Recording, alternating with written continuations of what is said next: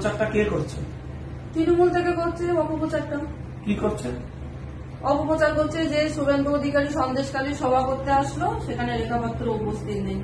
রেখা পাত্র কি অবস্থায় আছে সেটা কি যে মিডিয়া এই প্রচারটা করছে সে কি জানে আদৌ, না ওরকম মিথ্যে প্রচার করে ওনারা নিজেদের বাড়াতে চাইছে, ইমেজটা বাড়াতে চাইছে। আমি এখানে হসপিটালে অ্যাডমিট, আমি নিজেও ডাক্তারকে আমি বলেছিলাম যে আমি ডাক্তারবাবু আমাকে কয়েক ঘন্টার জন্য ছেড়ে দিন, আমি শুধু সবাই যাবো, গিয়ে একটু দাদাকে সম্মান জানিয়েই চলে আসবো। কিন্তু ডাক্তারবাবু বললো না, সম্ভব না, আপনাকে ছাড়তে পারছি না, কেননা আমাদের এরকম হসপিটালের কোনো গাইডলাইনে নেই যে পেশেন্ট এরকম সিরিয়াস অবস্থায় ছাড়া যায়, ওই জন্য যেতে পারি। তারপরেও এরকম একটা অপপ্রচার কালকে থেকে আমি দেখার পরে আমি হতাশ হয়ে গেছি যে এরকম একটা অপপ্রচার কেন করছে এই তৃণমূল থেকে, এরা কি চাইছে।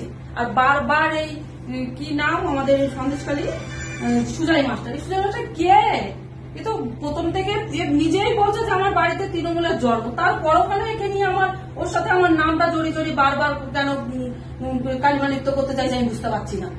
তৃণমূল বলছে তুমি নাকি তৃণমূলে যাবে, এটা একটা অবাস্তব কথা, অসম্ভব। তৃণমূলে যাওয়া আর মানে বিষ খাওয়া আমার কাছে সমান। তৃণমূলে যাওয়ার কোনো প্রশ্নই আসে না। ভারতীয় জনতা পার্টি আমাকে যে সম্মান দিয়েছে, যে বিপদের হাত থেকে বাঁচিয়েছে, আমি সেই ভারতীয় জনতা পার্টিকে সম্মান করি, আর সেই ভারতীয় জনতা পার্টিতেই আমি থাকতে চাই। আর যদি আমি কখনো পলিটিক্স নাও করি তবুও আমি এই ভারতীয় জনতা পার্টিকেই সাপোর্ট করে দেবো।